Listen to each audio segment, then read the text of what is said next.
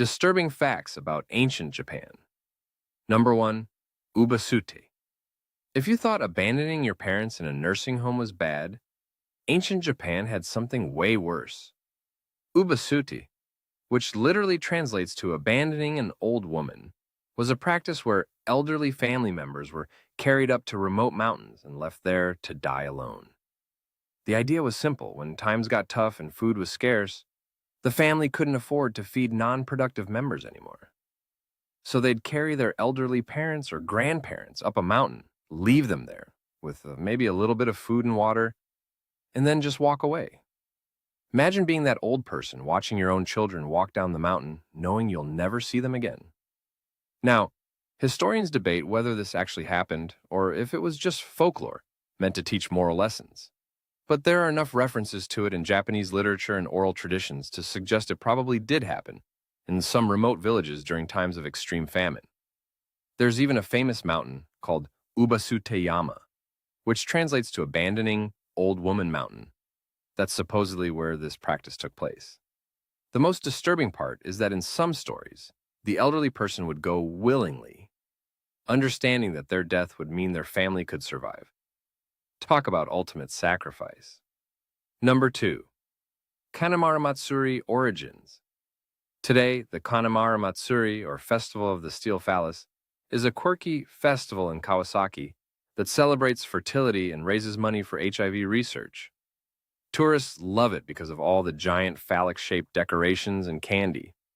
But the origins of this festival are actually pretty dark. The legend goes that there was a demon who hid inside a young woman's private parts and would bite off the manhood of any man who tried to be intimate with her on their wedding night. This happened to two poor guys before the woman finally went to a blacksmith for help. The blacksmith created a steel phallus that the demon tried to bite, but instead broke all its teeth and fled. While this sounds like a weird fairy tale, the festival actually has darker roots in the Edo period when it was associated with prostitutes praying for protection from sexually transmitted diseases. These women, many of whom were forced into prostitution, would pray at the shrine, hoping to avoid the horrible diseases that were rampant at the time. So yeah, that cute festival with all the candy shaped like body parts has some pretty grim origins. Number 3, Tsujigiri. Samurai are often romanticized as noble warriors with a strict code of honor, but some of them engaged in a practice called tsujigiri, which translates to crossroads killing. This was basically when a samurai would test out his new sword or practice his cutting technique on random innocent people passing by. The samurai would wait at a crossroads or street corner, usually at night, and when an unsuspecting peasant walked by, he'd cut them down without warning. The goal was to test if the sword could cut through a human body in one clean stroke. If it could, the sword was considered high quality. Some samurai even kept records of their kills, noting things like how cleanly the blade cut and whether it went through bone easily. The practice became so common during the early Edo period that the government had to issue laws against it, threatening severe punishment for any samurai caught doing it. But enforcement was difficult because samurai had higher social status than commoners, so many got away with it.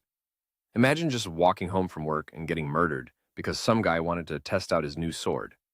Number 4, junshi.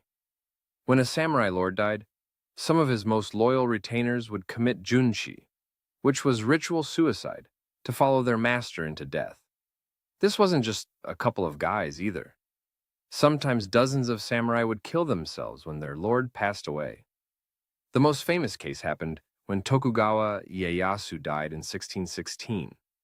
Multiple retainers committed junshi, despite the fact that Ieyasu himself had actually forbidden the practice before his death. The samurai believed that by following their lord into death, they were showing ultimate loyalty and would serve him in the afterlife. The ritual was performed the same way as seppuku, with the samurai disemboweling himself with a short blade. But here's the really disturbing part.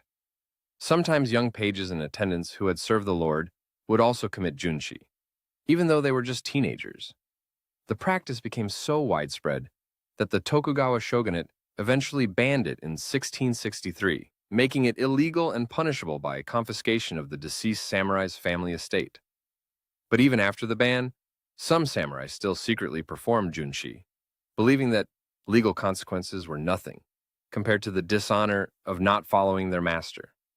The last recorded case of junshi happened in 1912, when General Nogi Marisuke and his wife committed suicide following the death of Emperor Meiji, showing that this disturbing practice lingered way longer than most people realize.